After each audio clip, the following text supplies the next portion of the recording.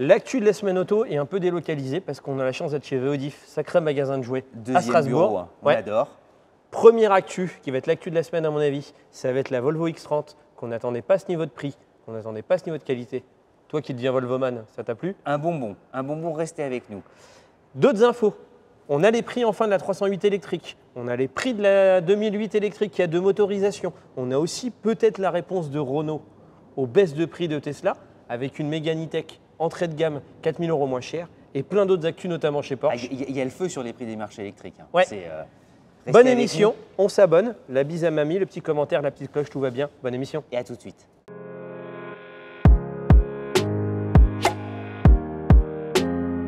Les amis, l'un des plus beaux magasins de jouets automobiles de France, peut-être même d'Europe.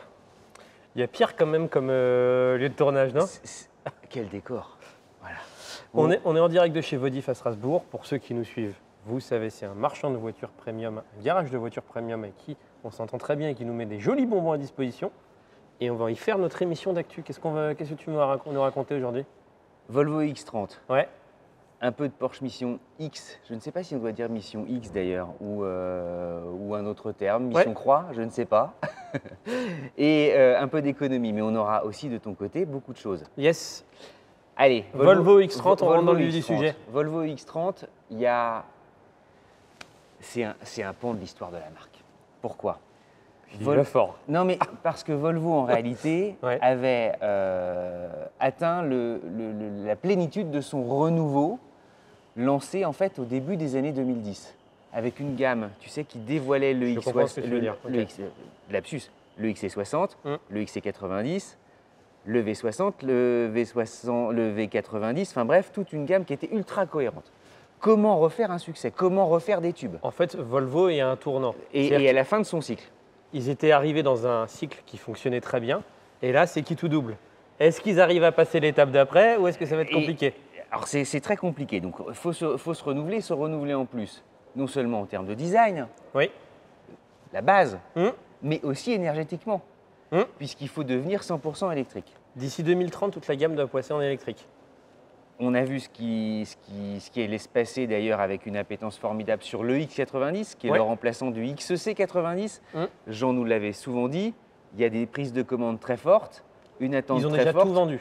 Et la voiture n'est toujours pas officiellement présentée, elle n'apparaîtra vraiment sur la route, au volant de quelqu'un qui l'aura véritablement acheté. Allez, fin 2023 si tout va bien, début 2024 si tout est conforme. Là, il présente. Alors, personne ne l'avait véritablement vu venir, le X30. Petit gabarit, 4,23 m. 4,23 m, c'est 4 cm de moins que la Smart One, ou Smart One, qui a un nom à part. Beaucoup de gens disent qu'elle ressemble parce que même… Alors, Geely est actionnaire et effectivement, les plateformes sont communes. Néanmoins, la Volvo EX30, il y a eu des applaudissements, vous verrez les images. On aura aussi la chance de vous emmener à son bord. Voilà, on va les tourner. C'est une vraie bonne surprise. Toi, tu es très Volvo. Moi, je n'ai rien contre, rien pour. Même moi, j'ai vu les images vont apparaître. Je m'y attendais pas. Vas-y. Les petites Volvo, c'est toujours compliqué. Parce que c'est souvent des grandes voitures de faire des petites Volvo. Il y a eu la C30 avec des succès qui ont toujours été des succès d'estime, mais pas des succès flamboyants comme l'ont été les SUV Volvo jusqu'à présent. Donc, on le disait, 4,23 m de long et surtout un regard, celui de Boba Fett. Boba Fett, c'est qui? C'est un chasseur de primes dans la guerre des étoiles. C'est en fait John Mayer qui est responsable du style extérieur, qui l'a confié à des confrères australiens. Donc c'est quasiment un scoop, parce que peu en parlent.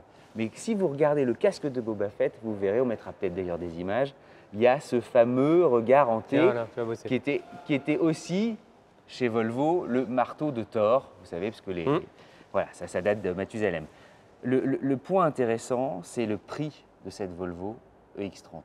Chasseur de primes, ils font des prix en plus qui sont tout à fait, sinon meilleurs que le marché. Ça débute, primes comprises, à 37 500 €. Ah, c'est primes comprises? Primes et à 37 500. Donc en vrai, c'est 42 000. C'est 42. Ok. Et ce qui veut dire en réalité que tu as une voiture super chouette. Tu n'es pas volé 272 chevaux. Ouais. Ça commence à Le en faire modèle sous de le base capot. est à 272 chevaux, 480 Voilà, km il s'appelle d'autonomie. single start. Ce Donc, qui est bien, ouais. tu as 344 km d'autonomie, une batterie de 52 kW, 343 Nm de coupe, pardonnez-moi. T'es pas volé, c'est déjà vachement bien. Et vous regarderez les concurrentes, il n'y en a pas autant que ça. 52 200 € pour avoir le top du top. C'est-à-dire la Twin Performance Ultra, 428 chevaux sous le capot, 3,6 de 0 à 100. C'est énorme, ouais, c'est très bien. C'est franchement, et elle paie admin. Il y a un côté un peu sleepers. C'est-à-dire les Américains baptisent de sleepers les voitures qu'on ne voit pas venir. Oui. Tu sais, et qui accélèrent tout à coup très très fort. Pour que les gens aient un repère, le 3 secondes 6, alors petit, il faut faire attention quand on passe dans la surenchère de 0 à 100 tout le temps. Parce que 3 secondes 6, une Porsche 911 classique. Il n'y en a classique. pas beaucoup autour de nous qui sont capables de faire 3,6. Hein. Et pourtant, il y a du lourd. Hein. Une Porsche 911 classique, c'est 4 secondes 2. Pas une Porsche classique, je veux dire une Porsche récente, pas S, une normale, une Carrera. Avec beaucoup de chevaux. L'extérieur, chacun se fera une idée. Alors pour le coup, moi je vais mouiller, je trouve ça très une silhouette réussi. Tout en souplesse, ouais. Très peu de fioritures, encore moins de sculptures qui en mettent plein les yeux. Voilà, c'est très suédois, c'est zen, serein, c'est une vraie Volvo. À l'intérieur, l'école Tesla, là aussi, c'est presque minimaliste. C'est là que moi j'ai moins aimé. C'est du Tesla, mais avec, dans les détails, une vraie signature Volvo. Avec un peu plus de raffinement. Tu as un écran de 12,3 pouces qui va être, grâce à Google, grâce à Android, au top niveau. Comme l'est d'ailleurs, le sont aussi les écrans de chez Renault, tu sais. Voilà, résultat, il y a un trio de tête des écrans magistraux. On dit que c'est un Français la référence. Oui, non, mais c'est formidable. Pour moi, tu as évidemment toutes les Renault contemporaines, Volvo et ta Tesla. Moi, pour le coup, pour mon goût, pour partager après, c'est complètement la subjectivité. Moi, je trouve l'extérieur mais magnifique. Par contre, l'intérieur, c'est un poil trop minimaliste pour moi. Oui. J'aurais aimé garder un écran sur le conducteur, Chacun ira regarder, mais les aérateurs verticaux, ouais. C'est très Volvo, c'est mignon comme tout. Console centrale qui se déploie de manière longitudinale. Oui. On dirait quasiment un petit secrétaire. C'est digne du mobilier de bureau, c'est magnifique. Elle est évidemment la plus respectueuse possible de l'environnement. 17% d'acier recyclé, 17% de plastique recyclé, 25% d'alu recyclé. Enfin, elle fait le mieux de ce qu'elle peut faire, sachant que ça, ce sont les premiers chiffres. Plus on ira de l'avant et mieux on améliorera le recyclage. Donc ça, c'est formidable. On a simplement hâte d'en prendre le volant. Alors quand ce sera possible? Nous, on ira déjà la filmer, rester avec nous. Et les premiers vers début livrés, juillet, on ira voir la version, ce qu'on appelle une présentation statique, donc une présentation non sorte roulante de pour la découvrir. Exactement. Et les premiers joyeux au volant, ce sera en fin 2023, début 2024. Probablement d'ailleurs en compétition avec le X90. Qu'on est tout aussi impatient, dont on est impatient de prendre le volant. Je te laisse la suite. Alors, on va enchaîner avec, je vais faire 2 petites news sur le prix d'une parce qu'on va parler d'argent. En fait, il y a des best-sellers qui sont la Mégane E-Tech, qui sont la Peugeot 308 électrique, la Peugeot 2008 électrique et la Peugeot 2008 électrique et la 308 électrique. Les tarifs viennent d'être annoncés. Je vais d'abord vous parler de la 2008. Okay, ouais. Donc la 2008, pour rappel, il y a 2 versions électriques. Tu as une 136 chevaux ou 100 kW avec une batterie de 50 kWh pour 340 km d'autonomie. Ce prix-là va démarrer à 40 150 € en finition active, qui est la finition, on va dire, d'entrée de gamme. Et le prix de la plus haute gamme, qui est la finition GT chez Peugeot, sera à 43 650 €. Tu as une deuxième motorisation qui est de 156 chevaux. 156 chevaux ou 115 kW, tu as une plus grosse batterie de 54 kWh. C'est des chiffres bruts qui te donneront une autonomie en WLTP de 406 km pour avoir l'autonomie réelle. Vous enlevez en général un bon 25% et vous tombez sur l'autonomie réelle. Là, ça commencera à 41 600 € pour la version d'entrée de gamme et la version GT qui est la plus haut de gamme à 45 100 €. Donc si vous avez noté, vous avez 1 500 € d'écart entre la première motorisation et la deuxième. Si vous rapportez ces 1 500 € au prix de 40 000 € et des brouettes, ça fait 4% du prix si mes maths sont bonnes. Vous me reprenez dans les commentaires si je me plante de tête sur les maths. Sur parole, Bah, on n'est pas meilleur. 4% de prix, moi je prendrais plutôt la version 156 chevaux. Parce que tu as quand même un peu plus de reprise, de puissance, tu as plus d'autonomie, tu as une meilleure batterie. Donc moi, c'est celle que je conseillerais. Les prix bougent hein, sur les électriques. Hein. Tu sens que la compétition est là. Hein. Bah en fait, le problème, c'est que Tesla, ils ont mis un tel pavé dans la marque. Bah, tu as Carlos Tavares qui a dit « moi, je ne bougerai pas mes prix ». Pour le moment, il semblait tenir. Mais tu vas voir que Mégane ne baisse pas ses prix, mais fait un… C'est vrai qu'on se demande tous combien de temps ça peut durer. C'est-à-dire que… Bah, en fait, c'est assez dur. Et puis là, ce que tu te parlais, la Volvo X30, si toi, tu avais parié, enfin, si nous, on avait ensemble parié quel serait le prix de base, je vais être très transparent, nous, on l'attendait à un prix plus élevé. On se disait 50 000 et on aurait devant vous, on dit oh, 45 000 prix bonus déduit. Voilà. Donc on l'attendait à 15% de plus. Et ouais, il se passe vraiment, il y a une guerre, hein, il y a une là, petite fight. Le marché n'a jamais été aussi intéressant que maintenant. Ça va dans le sens du consommateur parce que on a subi, les voitures neuves sont très chères. C'est-à-dire qu'on a subi une double inflation. Tu as eu l'inflation normale qui fait que les voitures ont pris 10%. Et tu as l'inflation les constructeurs ont arrêté de faire du volume pour soigner leur marge. Pour faire de la marge. Donc en fait, in fine, toi, ça te fait une double inflation. Tu prends 10% d'un coup, 10% d'un autre. Donc au final, ça t'a pris 20%. Mais l'économie libérale, c'est fantastique, puisqu'effectivement, la compétition aussi doit permettre d'ajuster les prix. Donc chacun se dit, on fait au mieux. De toute manière, le marché te met toujours au prix. Hein. C'est trop cher, les gens n'achèteront plus. Oh, exactement. Donc, exactement. On enchaîne sur le prix de la Peugeot 308. Je te ferai la Mégane, je vais faire très rapide. La Peugeot 308, ça avait fait un petit débat dans la presse. Pourquoi? Parce que la version de lancement, qui était la First Edition, une version très, très haut de gamme avec un équipement très complet, était assez chère parce qu'elle démarrait à 48 000 €. Et donc du coup, Carlos Tavares avait fait un entretien en disant « je ne baisserai pas mes prix ». Et donc là, tu as l'ensemble de la gamme qui a été relevée. Ça reste pas donné, malgré tout, quand tu regardes par rapport à la concurrence.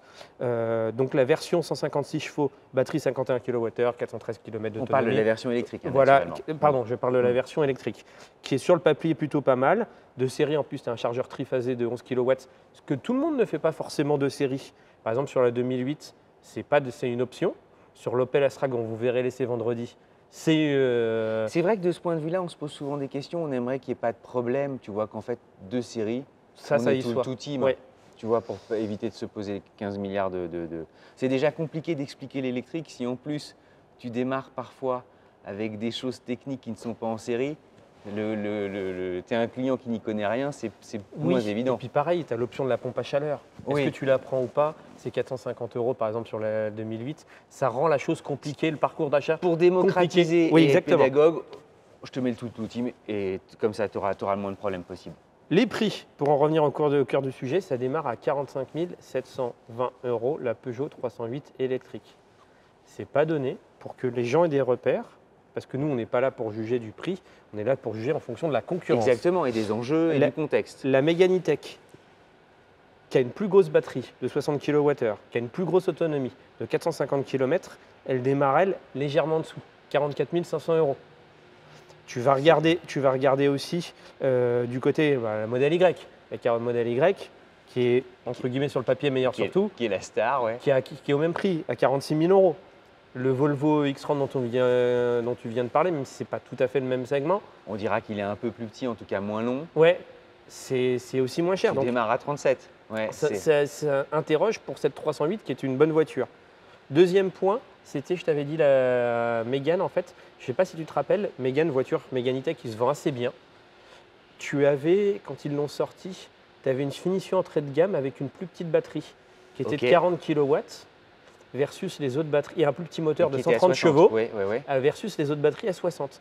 Ils avaient décidé de la retirer parce que les gens en fait achetaient que du haut de gamme. Et je pense que… Ce qui n'était pas idiot, tout le monde avait besoin de la plus forte autonomie, donc tu fais l'effort. Mais ça, c'était avant que Tesla baisse ses prix. Ah, ok. Et comme Tesla a baissé ses prix, c'est mon analyse, je pense que Renault a dit, pour encourager les ventes, faut qu'on ait soit on baisse nos prix, un prix d'appel, soit on ait un prix d'appel un peu plus bas. Et donc là, du coup, ils ont réintroduit ce qu'ils avaient retiré. Donc c'est-à-dire une voiture 130 chevaux, une batterie de 40 kW, et ça a baissé le prix. L'entrée de gamme, du coup, baisse de 4 000 €. Okay. Il est à 38 000 €. Certains vont critiquer en disant pourquoi avoir fait quelque chose et le retirer pour au final le remettre. Moi, ma lecture, mais ça c'est subjectif, c'est tu as fait un move, le marché il a changé, tu as eu l'intelligence de ne pas avoir un ego et de dire bah, comme le marché il a changé, j'ai eu tort, je le refais. Et persister dans l'erreur. Voilà, Ouais. et ça je trouve ça, plutôt bien. C'est bien, c'est super tes analyses. Porsche Mission X. Une sorte de jolie carte postale pour les 75 ans de Porsche. Ouais. En parallèle évidemment avec les 24 heures du Mans. Évocation de la 917 qui était la première Porsche victorieuse aux 24 heures dans les années 70. Justement par les années 70, la Mission X, qui est une sorte de concept en fait évanescent. Il y a évidemment beaucoup de traits de style des années 70 et de la silhouette des années 70, que chacun aille se faire une opinion. Moi, mon cœur bat en la voyant. Franchement, j'aimerais presque qu'elle soit en série un jour. Naturellement, elle est 2023 oblige 100% électrique. Donc elle est là aussi pour promouvoir les efforts de Porsche en matière d'électricité. C'est pas improbable qu'elle soit en série en fonction de l'accueil qui est réservé à ce concept. Alors applaudissons-le tous, et pour que Stuttgart nous entende, 900 volts. Ouais. 900 volts pour permettre en fait un temps de recharge deux fois inférieur à celui qui existe sur le Taycan. Quand on fait nos petits calculs. Qui est un bon élève, je crois, le Taycan. Et le Taycan, normalement, il est très bon. On se dit, allez, entre 15 et 10 minutes, le 20-80%, ça commence à parler. Voilà, c'est tout ce qu'on en a dit. Ah si, peut-être sa longueur, 4,50 m. Voilà. Si tu veux, je peux te compléter avec quelques infos. La philosophie de ce concept car, c'était en fait de créer la voiture la plus rapide de l'histoire pour battre le temps du Nürburgring. C'est ça en fait le. J'aurais dû commencer par ça. C'était ça l'objectif. Mes allergies, mais je t'assure, ça me perturbe vachement. Je suis dit, pardon. On a peu d'infos techniques, mais le but c'est de.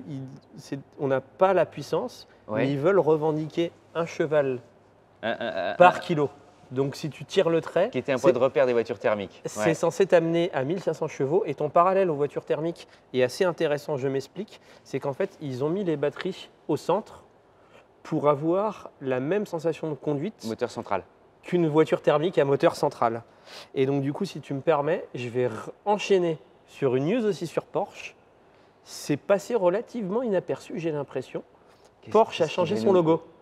Ah oui, bien vu. Alors, attention, quand tu es Porsche, tu ne peux pas faire la révolution.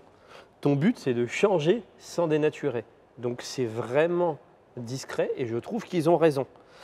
C'est un exercice légèrement sculpté, il y a du relief. Et aujourd'hui, le digital oblige à avoir des logos plats. Oui, c'est à contre-courant. C'est-à-dire que là, le logo de Porsche est à contre-courant de ce qui se fait dans l'automobile. Et moi, je trouve qu'ils ont raison de ne pas changer.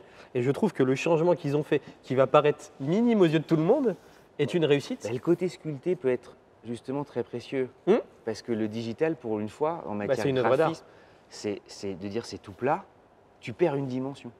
Et moi, je ne comprends pas. Ah d'ailleurs, messieurs de chez Porsche, si je peux avoir un petit logo à mettre sur mon bureau, si quelqu'un me regarde, je suis preneur. Alors vas-y, Ça leur a demandé 3 ans de travail. Donc quand vous allez voir les images qui vont apparaître, vous n'allez pas voir une différence énorme.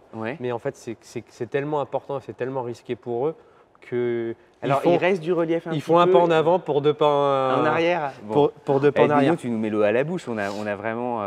Ouais, on voit plus le logo de la ville Stuttgart qu'on le voyait avant, qui est le siège de Porsche. Le blason est un chouille élargi. Et après, vous ferez chacun vous-même, on ne va pas y passer 8 heures.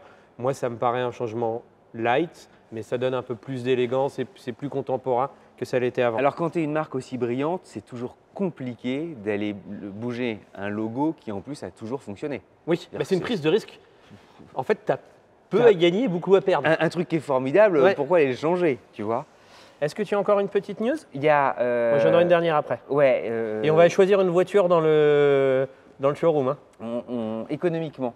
Vas-y. Il y a un cabinet conseil qui s'appelle EY et qui vient de publier en fait… Ernst & Young, c'est ça? Ouais. Exactement. EY. Qui vient c'était pour voir s'il suivait, parce que moi je suis complètement éteint avec mon allergie. Alors c'était pas pour le reprendre, mais en fait dans le milieu du conseil, on dit EY.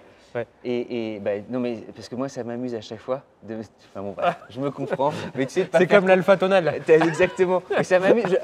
Alors je vais vous avouer, parfois je le fais évidemment exprès, mais c'est justement pour faire réagir et tout ça, et ça m'amuse. Qu'est-ce que tu nous as fait hier comme ça Je sais plus. Ah oui, dans une vidéo, vous allez voir, il a dit au lieu de la Ferrari Stradale, il a dit Stradale. C'est pas grave, on rigole, mais on en rigole ensemble, effectivement.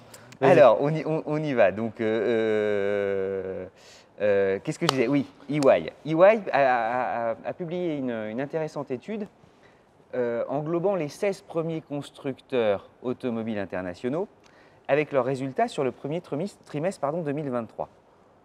Ces 16 premiers constructeurs ont vu leur chiffre d'affaires en hausse de 19%.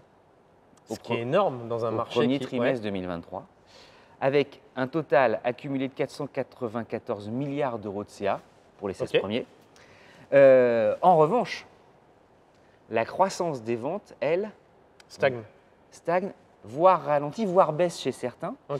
Et le mouvement aussi s'imprime sur les marges, puisque depuis le Covid, les constructeurs… Les marges baissent ou elles montent? Et les marges ont tendance à baisser aussi. Ça, c'est sûr. Alors là, par contre, ça va peut-être les faire… C'est assez étonnant. Parce que moi, je pensais qu'en fait… On va rentrer dans le détail parce qu'il y a des disparités, mais on va s'en tenir au trio de tête. Le trio de tête, justement, de ceux qui, au premier trimestre, performent beaucoup. Chiffre d'affaires de Volkswagen, c'est 76 milliards. Chiffre d'affaires de Toyota, 68 milliards. Volkswagen qui se reprend très bien après une période difficile énorme, et on est content pour eux. On se souvient, Dieselgate, évidemment le Covid qui enferme… Enfin bref, voilà. C'est quand même, ça montre que quand les Allemands sont là… Volkswagen, c'est censé être notre fleuron européen. Franchement. Et Stellantis, derrière, à 47 milliards. C'est bien aussi. Pour la rentabilité, c'est Volkswagen qui est devant, suivi de Mercedes et BMW. Et on n'a pas les chiffres de Stellantis ni de Renault parce qu'ils ne publient pas ce type de données. En revanche, parallèle avec Tesla. Tesla a fait plus 36% de ventes au premier trimestre. Donc ça, c'est énorme. C'est énorme, mais est-ce que c'est surperforme le marché? Oui, mais est-ce que c'est suffisant par rapport aux ambitions qu'ils ont annoncées? On va parler des marges désormais. Les marges de Tesla qui culminaient à 19,2. Ce qui est énorme. Dans l'industrie, c'est énorme. Quand tu es proche des 20%, c'est Ils doivent être quoi, à 14 maintenant? Et bien désormais, ils sont à 11,4. Ce qui n'est pas mauvais. Alors, c'est pas génial, donc les ventes ont mauvais. augmenté, mais les ventes ont augmenté grâce effectivement aux les appels d'air faits de discount, en veux-tu, en voilà. Mais évidemment, quand tu fais des discounts, tu rognes sur tes marges et donc ils sont passés de 19 à 11,4. 11,4 qui est quand même situé dans un…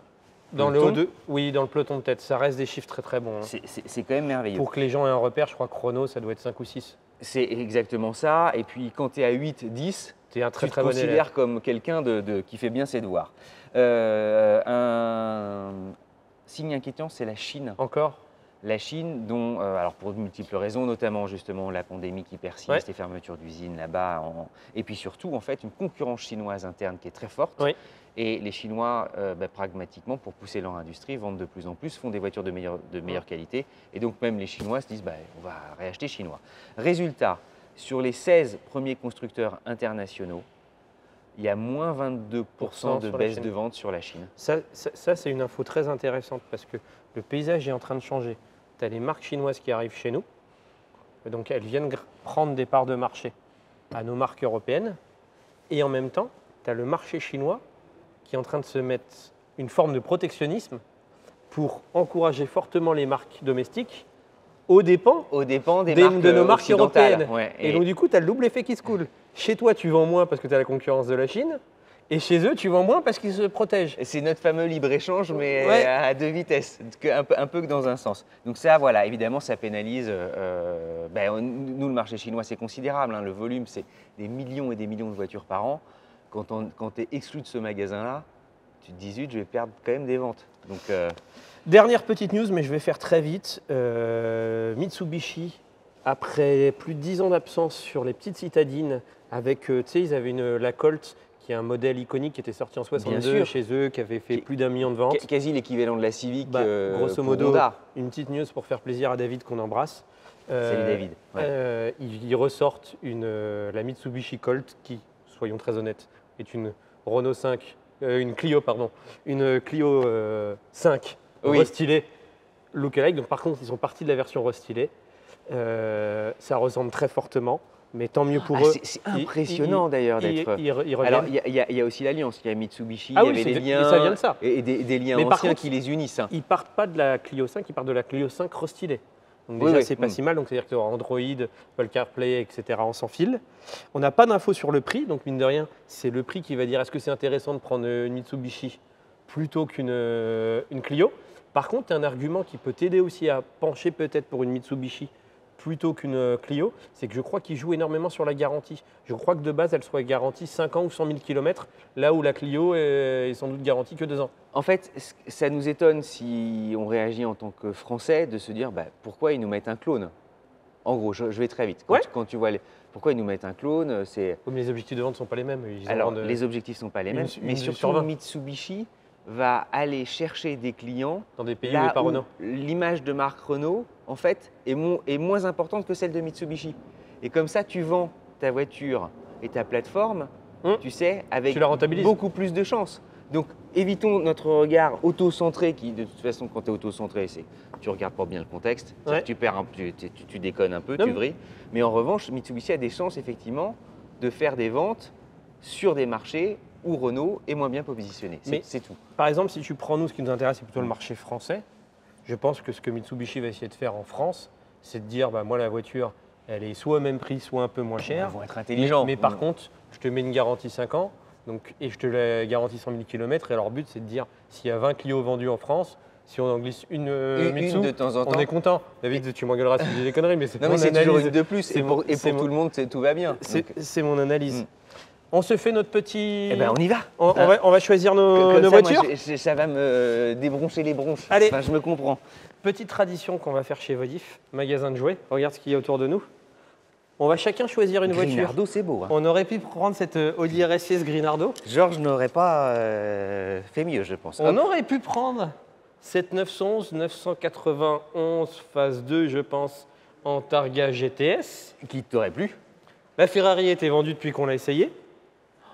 Ça t'aurait plu, ça, par contre. Ah ben moi, j'adore, attends. Jean de Fouche, intérieur beige, c'est ta cam. Si c'est pas beau, ça, regardez ça. C'est celle qu'on retient ou pas, Vincent? Quoi? C'est celle qu'on retient? Ah non, chacun retient une voiture. J'aurais presque pu prendre, tu vois, ça j'aime beaucoup. Boxster en GTS.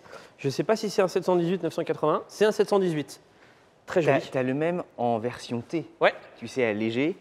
Les jantes. Capot Bordeaux. Regarde les jantes, elles sont jolies. Sublime celle-ci. 992.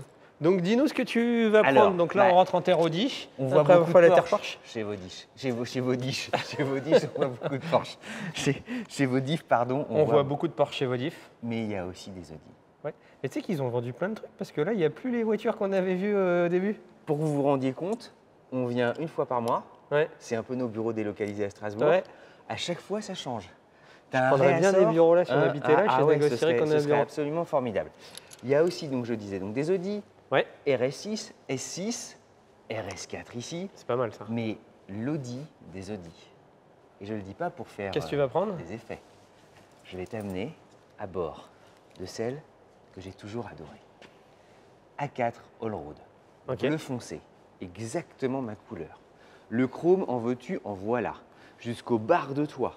C'est si rare aujourd'hui. Et alors, cette voiture surélevée… Tu n'aurais pas pris un petit intérieur beige? Ah, j'aurais pris un intérieur beige, mais il y avait ce cuir noir disponible. Les intérieurs Audi, c'est quand même très joli. Ça a quand même de l'allure. Pour moi, là, le cockpit, si tu peux le filmer avec la GoPro. Bien sûr. C'est pour moi le… Alors pourtant qu'il est vieux, je trouve que c'est le meilleur écran du marché. Ça a un petit peu vieilli, mais moi, ce modèle, franchement, 40 000 km, ouais. 2 litres TFSI, ouais. 270 chevaux. Ouais. Il y a un truc qui est génial, je vais te montrer, et qui est très très élégant. Normalement, les contours, ça c'est en plastique. Les arches sont en plastique, et surtout elles ne sont pas peintes. Or là, c'est peint. Je vous montrerai sur la version. Et ça, c'est une phase 1. C'est vrai que c'est pour ça que de loin, j'ai pas vu que c'était une Allroad. Ah là, mais la phase 1, j'adore. Regarde les poignées de porte. Regarde le chrome ici. Là, le cerclage du vitrage. Tu vas nous faire une émission d'abonnés. La signature, ces jantes-là aussi, très rares chez Audi en fait, qui étaient justement réservées à cette A4 Allroad. Ça lui va comme un charme. Voilà. Et alors le regard, ce qui est marrant, c'est qu'on a une version festive là-bas. Le regard a été agrandi. Ça lui allait comme un gant. C'est ma cam, c'est ma voiture. Ce qui est marrant, c'est qu'elle fait neuve encore, alors que c'est une voiture qui est là, qui est d'occasion, qui doit dater, elle a combien de celle-là? Elle doit être de 2018-2017. Exactement, et seulement 40 000 km. Ok, pourquoi elle fait neuve même à l'intérieur? Pas regarder. Hein. Ah bah attends, mais finition Audi, mon petit gars, quand même. Oui, non, mais je veux dire, même les sièges n'ont pas travaillé. Elle fait neuve à l'intérieur. Mais regarde les sièges. Mais même après 500 000 km, une Audi d'occasion, moi j'aime parfois. Là, tu as le head-up display. Alors, ce qui aurait été génial, c'est de l'avoir avec du bois. Mais c'est pas très grave. Mais Allez, on la démarre pas? On va passer. C'est pas une émission d'abonnés. Hein. Ah bon, d'accord. Allez. J'arrive. Moi, j'étais déjà parti. Moi, j'étais déjà sur la route. On partait en vacances avec. Hein? Bon alors, qu'est-ce que tu vas nous prendre? Donc là, tu as pas mal de Macan. Alors, rouge, il a de l'allure. Hein. Alors, avec tes jantes, t'as vachement bien. Je vais surprendre. Donc là, tu as encore quelques Macan, quelques Cayenne. Je crois qu'ils en vendent beaucoup. C'est bien. Reviens en arrière. Ah, tu vas prendre quoi? Alors ça, c'est plus surprenant que ça soit là, ça. Alors c'est quoi? Un petit GLA. Il nous fait le petite seconde de suspense tranquillou, là. Tu vas prendre une Assist Allroad? Eh ben non. Ah, tu prends une 340D Touring? Exactement. Un petit turbo mazout. Alors, avec la finition… Packen, X-Drive. La finition de jogging. En fait, je vais t'expliquer mon choix. Certains qui nous suivent savent que j'ai des Porsche, donc des voitures qui sont censées être meilleures que ça. Moi, dans ma tête, quand j'étais enfant, les patrons de mes parents avaient des BMW.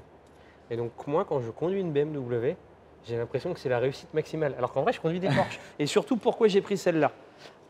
Tu peux faire de la route avec un diesel. Je crois qu'elle a 340 chevaux, si je dis pas… Oui, c'est 340 chevaux, si c'est écrit dessus. Aussi, et moi, en fait, rien, ça avance très fort. J'adore, et pourtant, j'aime pas les jantes noires. Mais quand tu prends les jantes noires avec une couleur soit rouge, soit blanc, je trouve que ça fonctionne très bien. Packem, calandre en noir. Je trouve qu'elle est super jolie. En touring, elle est très bien réussie. Regarde. Ah oui, tu as tout le laqué noir et tout ça, la vache. Touring, elle est vraiment très sympa. Et on va monter à l'intérieur. Et alors, même le graphisme est noir. Ouais. Les pots aussi. Ah, tu vois, elle est très jolie. Alain dirait c'est un pot Polini. Monte à l'intérieur. Pauvre Alain, à chaque fois, il se fait équiper alors qu'il n'a rien demandé. Monte à l'intérieur. Alors que c'est un Akrapovic. Et ben, je trouve que cet intérieur BMW est vraiment très sympa. Il est vraiment très réussi. Super, ouais. Regarde, ça c'est joli. Le volant qui est en plus Alcantara version M, M Performance. Ouais. C'est un volant à jantes épaisses et j'adore. Alors c'est vachement bien. Et alors évidemment ça c'est la phase 1, hein. Il y a une phase 2 avec le grand écran désormais, mais cette phase 1 ne vieillit pas. Ben moi je préfère la phase 1 à la phase 2 parce que la phase 2, ils ont un peu copié ce qui est la mode de mettre des écrans comme ça, parce que sauce Mercedes, moi je t'avoue que je préfère ces écrans-là. Et celle-ci alors, elle a 20… Elle a 30 000, un peu en dessous de 30 000 km, c'est pas donné, c'est 60 000 €. Mais tu as 340 chevaux, elle est full option. Tu as le toit panneau, tu as le toit ouvrant. Harman Kardon et tout ça, c'est plutôt quand même pas mal. Cool. Voilà. Les amis, vous nous laissez un petit commentaire, le petit pouce bleu. On s'abonne en mettant la cloche, parce qu'on le dit pas assez, encore une fois, on l'a fait à la fin de la vidéo. Et à très vite pour de prochaines aventures. Et puis commentez, dites-nous ce que vous seriez offert si vous avez vu quelque chose qui fugacement est passé laquelle devant la vous caméra. prenez, vous? Et ce qui a retenu votre attention, parce que il n'y a pas que nous, hein. Il y a vous. Il y en a pas mal. À très bientôt les amis, puis pardon de mes allergies, moi qui m'irritent les yeux et te fatigue. Et je prends des médicaments et les médicaments en fait sont déconseillés pour être toniques. À très vite.